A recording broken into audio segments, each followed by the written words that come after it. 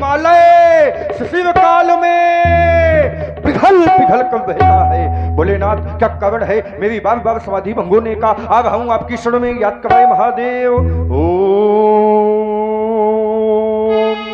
भाषित हो गया। किसी वीर धुएं के द्वारा गुरुदेव के कोदंड को खंड खंड कर दिया गया। वह गूंज गया नवमंडल में, घटघोर सतल फूट गया। वन में मृगसिंह दहाड़ उठे और नीतल का शुक्ल उठ गया। अब देखिए चलो भगवंतन का ध्यान समाधि जो छूट गया, जान लिया मिथिलापुर में चुपचाप टूट गया। आश्रम के देवियों, आश्रम की रक्षा करना। परशुराम निश्चित काल के लिए मिथिला की ओर प्रस्थान करता है। बम विश्वनाथ, हर हर महादेव, हर हर महादेव, हर हर महादेव।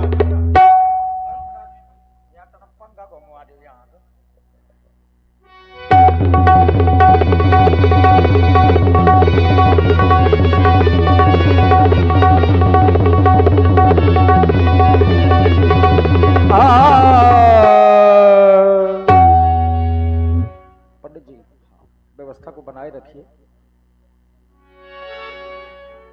जनक बहोरी आई सिर नाबा, सीए बुलाई प्रणामो करावा।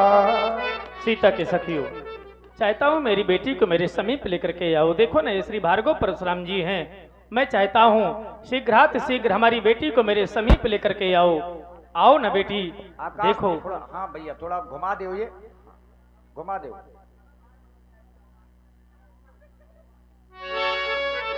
आओ बेटी, इनके श्री चरणों में नतमस्तक होकर के प्रणाम करो।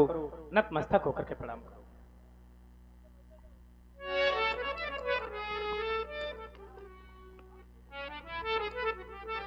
बालिका दिव्य है शिवध्वज। ऐसी दिव्य बालिका द्वारा तुम प्रणाम करा रहे हो। इस बालिका को देखता हूं ऐसे लगता है निशा सुंदरी के श्रृंगार सब फीके पड़े। ये दमर दमर दमकत है मानो दीप मालिका। या ही बालिका बिलोक ध्यान मेरा छूटी जात। अम्ब रूप धारी जनु प्रगटी अम्ब बालिका। बालिका दिव्य है शिवध्वज। जानना चाहते हैं बालिका की प्राप्ति कहाँ से? तपोनिष्ठ यह बालिका हमारी आत्मजा नहीं अपितु धरात्मजा है। इसकी प्राप्ति के विषय में कुछ ऐसा है कि भूमि गर्भ से प्रकट हुई। मुनिराज सुनो ये सुकुमारी। भूमि जा कहूं या जनक लली, ये है मम प्राणों से प्यारी। या वही कन्या, वही बालिका है। धन्य हो शिवध्वज। भूपाल नाम को चरितार्थ तुमने किया। भूपाल शब्द का एक सीधे अर्थ है भूपाल माने जो भूमि में रहने वाले जीवों का पालन करे, उसको कहते हैं भूपाल। यहां भी दीप दीप के भूपति नाना आए हैं। यहू तो कहूं के राजा हुई हैं, जो हल्ला मचा रहे हैं ये भी कहीं के राजा हैं। लेकिन भूपाल नाम को चरितार्थ तुमने किया क्योंकि यहाँ का किसान हाथ में हल लेता है, हल को चलाता है। तो किसी किसान को आज तक बिटिया नहीं मिली, लेकिन राजा जनक ने हल कर्षण किया तो राजा जनक को बिटिया मिली। क्यों? क्योंकि किसान जो है वो धरती का पुत्र है और पुत्र अपने माता के पास जाता है तो माता कहीं ना कहीं उसके भरण पोषण की व्यवस्था करती हैं। आप धरती के पति हैं, इसलिए धरती ने इस बालिका को उत्पन्न किया। बालिका के लिए हमारा शुभ आशीर्वाद। भवे भवस्तम सफलम तो दीयम मनोरथम वही जनकात्म जेहि। बालिका का कल्याण हो, शुभ आशीर्वाद। महाराज परशुराम जी का ध्यान भारी भीड़ की ओर गया। पहले जब मिथिला में आते थे तो यहां ज्ञानियों की सभा मिलती थी। आज यहां राजाओं की भीड़, तलवारों की खनके दिखाई दे रही हैं। इतने राजा काहे आए हैं? बहुर बिलोक विदेह सनो कहब काहे अति भीड़। पूछत जान अजान जिमी व्याप्य कौप शरीर ध्वज। आज मैं देख रहा हूं तेरे यहाँ बहुत भीड़ है। मैंने देखा था यहाँ भीड़ होती थी, लेकिन ऋषियों की, मुनियों की, ब्राह्मणों की, विद्वानों की, संतों की भीड़ हुआ करती थी। आज यहाँ महिपालों की भीड़ है। इन महिपालों का आने का क्या कारण? शिवध्वज के ही कारण। समाचार कही जनक सुनाए, यही कारण मही पे सब आए। इन समस्त राजाओं के आने के कारण में मात्र एक ही कारण है, हाँ। और उन सभी कारणों में है मेरी पुत्री सीता। एक समय अपनी मैया के कथनानुसार पुत्री उस स्थान पर पहुंची जिस स्थान पर भूतेश्वर के विशाल आयुधजगो रखे हुए थे। उसने एक आश्चर्यजनक कार्य कर दिया। कार्य इस प्रकार था कि सीता ने उठा लिया अजगो, उसको लख धीरज छूट गया। तुमने क्या किया? बस उसी समय हाँ। यह प्रण ठाना, कौन सा? प्रण पूर्ति में अजगो। सुनत बचन फिर अनत निहारे, देखे चाप खंड वही डारे। और जहां देखा तो क्रोध और बढ़ गया। माता पार्वती द्वारा पोषित पिनाक शस्त्रागारों के मुकुट तुम्हारा खंडन करके संसार में मानवता पर एक कुठाराघात हुआ है। आज नहीं छोड़ा जाएगा कोई राजा, नहीं छोड़ा जाएगा कोई महिपाल, और सबसे पहले नहीं छोड़ा जाएगा ये राजा। अब देखिए क्रोध बढ़ा भगवान का। अब परशुराम जी इतने क्रोध में हैं, अतिदिश बोले बचन कठोरा, कहू जड़ जनक धनुष के ही तोरा। बोल बोल मुखोल कहू जड़ जनक धनुष के तोरा। आए देश देश के निवेश को कोने हेतु कखे निकल ये कह धो कटोरा है। काशी कश्मीर कर्नाटक निवासी आए पूर्वी पछाही को कोने झूठ जोड़ा है। बेगी दिखाबू मूढ़े नत्याजू, उलटहू मही जहां लगता वो राजू। रुस तोड़ने वाले को सिख दिखाओ शिवध्वज, नहीं तो जहां तक तुम्हारी धरती है वहां तक की धरती पलट दूंगा। उल्टहू वहां तक की धरती पलट दूंगा। और बहन बिमला यादव जो छानी बांध से हैं, 51 मुद्राएं भगवान परशुराम जी के चरणों में। देखिए राजा जनक मारे डर के कोई उत्तर नहीं दे रहे हैं। अब परशुराम जी का क्रोध देख करके दुष्ट राजा वो मन ही मन प्रसन्न है कि अच्छा हुआ जो धनुष हमारे द्वारा नहीं टूटा, नहीं तो पता नहीं आज मारे जाते। ये सोच करके दुष्ट राजा प्रसन्न है। पूरी मिथिला समाज डर गई भगवान परशुराम जी के क्रोध से, लेकिन राम जी बेचारे आगे आगे।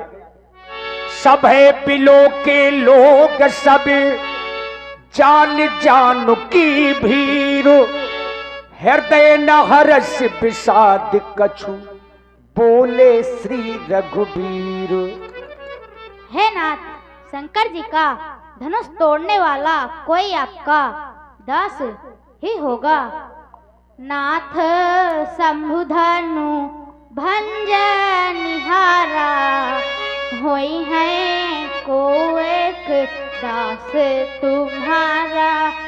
आए सुकाह कहिए के न मोही, बार बार बिनवऊ मुनि तोही, बार बार बिनवऊ मुनि तोही। शिव धनुष तोड़ने वाला भी कोई शिव प्यारा ही होगा।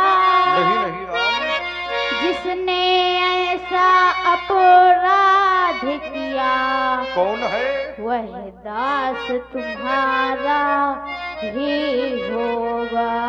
जो कृपा पात्र है गुरुओं का, जो कृपा पात्र है गुरुओं का, वह कभी किससे डर सकता है। जिस पर है कृपा ब्राह्मणों की, यही काम वही कर सकता है, यही काम वही कर सकता है। अस्तु हे नाथ, मेरे लिए क्या आज्ञा है? राघवेंद्र, तुमने कहा भगवान शंकर के आयुध का खंडन करने वाला। और आप हैं पुनः फूड किंग मुस्कुरा से, फूड किंग मुस्कुरा से भाई सत्यम राजपूत जी 100 पुष्पमुद्राएं भगवान परशुराम जी के चरणों में प्रदत्त कर रहे हैं। बहुत बहुत धन्यवाद। राघवेंद्र, तुमने कहा भगवान शंकर के आयुध का खंडन करने वाला मेरा दास नहीं होगा। राम, वो मेरा दास नहीं है, वो मेरा सेवक है। अगर सेवक है तो क्या करे व्यास जी? सेवक सो जो करे सिबे काई, अरि करनी कदी कदी ये लड़ाई। सेवकाई चरणों की सेवा की नहीं राम। जिसने भगवान शंकर के आयुध का खंडन किया है, हमारे सामने आवे, हमारे धनुष को उठावे और उसकी पतंजा को चढ़ावे। अगर ये सेवकाई हो गई तो फिर लड़ाई ना होगी। नहीं तो सुनहु राम, सुनहु राम जहि सो धनु तोरा, सहस बाहु समसोदि पुमोरा। भगवान शंकर के आयुध का खंडन करने वाला राम मेरा साधारण अपराधी नहीं है, वो मेरा सहस्त्राबाहु के समान अपराधी है। आज्ञा मांग रहे हो, सुनो क्या आज्ञा है। सो बिलगाबू बिहाई समाजा, न तुम्हारे जय है सब राजा। राघवेंद्र, धनुष तोड़ने वाले कोई सभा से अलग कर दिया जाए, नहीं तो ये सभा ही धनुष तोड़ने वाले से अलग हो जाए। तो जितने भी राजा बैठे हैं, यहां से लेकर वहां तक, वहां से लेकर वहां तक, और जहां से लेकर तहां तक न तुम्हारे जी हैं सब राजा। राघवेंद्र, सभी राजा मारे जाएंगे। सुनी मुनि बचनो। आइए भाई, अब देखिए, कल से जिस समय की प्रतीक्षा हम आप सबने की है, अब पूरी लीला में जिस चीज पर हमने फोकस किया है वो यही समय है। आदरणीय श्री रजनीश तिवारी जी, ग्राम कनवारा, जनपद बांदा से जो श्री लक्ष्मण जी पधारे हुए हैं, भगवान परशुराम जी का क्रोध है। अब क्रोध देख देख करके, क्रोध देख देख करके लक्ष्मण जी केवल मुस्कुरा रहे हैं। परशुराम जी को लगा कि ये बालक उद्दंड है, मैं क्रोध कर रहा हूं, ये मुस्कुरा रहा है। इसी में आप हैं श्री पिल्लू प्रजापत जी मुस्कुरा से, पिल्लू प्रजापत जी 51 पुष्पमुद्राएं। श्री राघवेंद्र परिहार जी करारागंज मध्य प्रदेश से 100 पुष्पमुद्राएं आपकी ओर से भगवान परशुराम जी के चरणों में। श्री सूरज मुखिया जी 51 पुष्पमुद्राएं आपकी ओर से भी।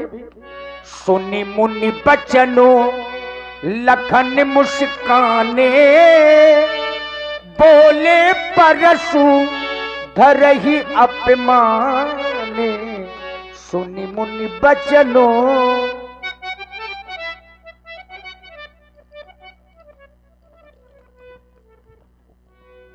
सुना आप सभी लोगों ने श्री भार्गव परशुराम जी की वाणी को, धनुष तोड़ने वाले के विरोध में परशुराम जी ने बड़े ही सरल एवं स्पष्ट शब्दों में कह दिया, जिह शिवधनु तोड़ा सहस बाहु समसो रिप मोरा, सो बिलगाओ बिहाई समाजा, नत मारे जिंग हैं सब राजा, सभी राजा मारे जाएंगे। कब? अगर धनुष तोड़ने वाला अलग नहीं हुआ तब। मैं विचार करने लगा, जब तक धनुष का खंडन नहीं हुआ था तो समस्या थी कि कोई धनुष को नहीं तोड़ रहा। धनुष टूट गया, एक समस्या का समाधान हुआ और तत्काल दूसरी समस्या के रूप में श्री परशुराम जी महाराज का आगमन हो गया। हमारे भैया प्रभु श्री राम जी बड़े ही नम्र स्वभाव के महात्मा जी के समीप पहुंचे, हाथ जोड़ करके बोली, नाथ शंभुधनु भंजन हारा, होई क्यों वेगदास तुम्हारा, आय सुकाह कही किरमोही। लेकिन भैया की विचारों से युक्त नम्र वाणी श्री भार्गव परशुराम जी के समझ में नहीं आई। चलो, भैया की वाणी इनके समझ में आवे अथवा ना आवे, लेकिन ईमानदारी से इस बात का हमको पूर्ण विश्वास है कि हमारी वाणी बहुत जल्दी समझेंगे। महात्मा जी प्रणाम। प्रसन्न रहो बेटा। और महाराज सब कुशल मंगल? भगवान शंकर का धनुष तोड़ दिया। नहीं, वो तो पता है कि तोड़ दिया गया है। तो हम आपसे जानना चाहते हैं कि सभी प्रकार की कुशलता है? नहीं है? नहीं है। चलिए, अच्छा क्यों नहीं है? क्योंकि धनुष टूट गया है। हाँ। चलिए, सभा में उपस्थित हो, बहुत सुंदर विज्ञ एवं दिव्य सभा लगी हुई है, तो जो भी लीला रसिक अनुरागी गण हैं, सभी लोग अपना अपना ध्यान एवं अपने अपने क्या कान केंद्रित करें हमारी ओर, ध्यान लगा करके इस वार्ता को सुने और जो भी समय है उस समय में अच्छा से अच्छा लेने का प्रयास करें और आनंद लें। चलिए, मैंने परशुराम जी से कहा महाराज सभी प्रकार की कुशलता है? बोले ना। मैंने कहा कारण? बोले धनुष टूट गया है इसलिए कुशलता नहीं है। अच्छा, थोड़ी चिंतन करिए। क्यों? क्योंकि ये बौद्धिक व्यायाम का समय है। बौद्धिक व्यायाम, वार्ता कोई भी हो, कोई भी बात हो, परशुराम जी कहें या हम कहें, उसको आप सुनो बस नहीं, आप उसको गुनो भी, उस पर विचार भी करो कि क्या ऐसा है। मैंने कहा कुशलता है? बोले ना।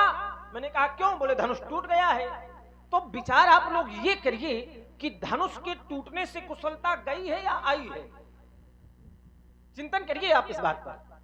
धनुष टूटा है तो धनुष के टूटने से मिथिला से कुशलता गई है या आई है? आचार्य कहते हैं कि जब तक धनुष नहीं टूटा था तो जनक वचन सुनि सब नर नारी, देख जानकी भय दुखारी। जब तक धनुष नहीं टूटा था तब तक तो सब दुखी थे, लेकिन जैसे ही प्रभु तो चाप खंड मही डारे तो देख ही लोग सब भय सुखारे। सुखी हो गए कब? जब धनुष टूट गया तब। जब तक नहीं टूटा था तो महाराज तब तक कुशलता नहीं थी। ये कुशलता है तो ये टूटने के बाद है। चलिए, आपने कहा कि जे शिवधनु तोड़ा सहस बाहु समसो रिप मोरा। जिसने धनुष तोड़ा है वह सहस्त्रा बाहु अर्जुन के समान आपका वैरी है, आपका शत्रु है। उसने धनुष तोड़ने वाले ने आपकी दृष्टि में अपराध किया है, दोषी है। जब मैं विचार करता हूं तो धनुष तोड़ने वाले ने धनुष को अपनी इच्छा से तोड़ा या किसी के कहने पर? चिंतन करिए। धनुष तोड़ने वाले ने धनुष को तोड़ा तो अपनी इच्छा से या किसी के आदेश पर? उत्तर मिलता है कि गुरुजी ने आदेश दिया तो धनुष तोड़ने वाले ने धनुष को। आचार्य कहते हैं मातु पिता प्रभु गुरु के बाणी, विनय विचार करी शुभ जानी। माता पिता प्रभु और गुरु की वाणी पर कोई भी विचार नहीं करना चाहिए। कुछ स्थानों को छोड़कर कोई भी विचार नहीं करना चाहिए, बिना विचारे ही शुभ जानकर कर देना चाहिए। क्योंकि उचित की अनुचित किए विचारू, धर्म जाई सिर पातक भारू। अनुचित उचित का विचार करने पर धर्म चला जाता है, पाप लग जाता है। कहने का अर्थ यह कि माता पिता प्रभु और गुरुजी यदि कोई आदेश दें, आप उस आदेश का पालन करें तो वो कार्य अच्छा हो या बुरा हो, लेकिन उस कार्य के करने पर आपको कोई दोष नहीं लगेगा। विचार करिएगा, ध्यान दीजिएगा। गुरुजी, माताजी, पिताजी कोई आदेश दें और वो कार्य अच्छा हो या बुरा, आप उसको करें तो उस कार्य को करने का आपको कोई दोष नहीं लगेगा। धनुष तोड़ने वाले ने धनुष को गुरुजी के आदेश से तोड़ा है, और जो कार्य गुरुजी के आदेश से किए जाते हैं उन कार्यों में कोई दोष नहीं होता है। तो फिर परशुराम जी महाराज धनुष तोड़ने वाले को दोषी क्यों मान रहे हैं? क्योंकि धनुष तोड़ने वाले ने धनुष को अपनी इच्छा से नहीं, गुरुजी के आदेश से तोड़ा है। और जब गुरुजी के आदेश से धनुष टूटा है तो फिर धनुष तोड़ने वाला दोषी कैसे हो गया?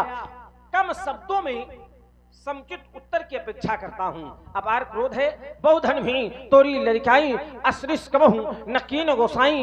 मैंने बाल अवस्था में बहुत सी धनुषियां तोड़ी है, तब आपने ऐसा क्रोध नहीं किया गया।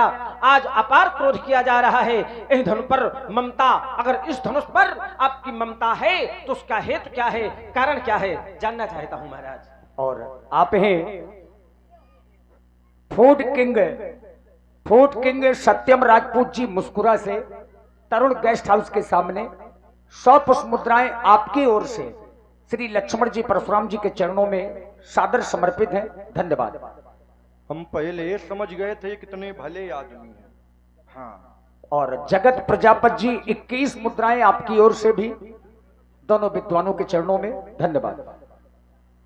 क्योंकि शेष नाग अति विष भरे तऊ न करत आतंक, पर बीछी थोड़े जहर मां फिरे उठाए डंक। वही स्थिति राजकुमार लक्ष्मण की। करे महाराज, यहां पर समस्या बनी थी और समस्या का जब समाधान हो गया तो यहां के लोग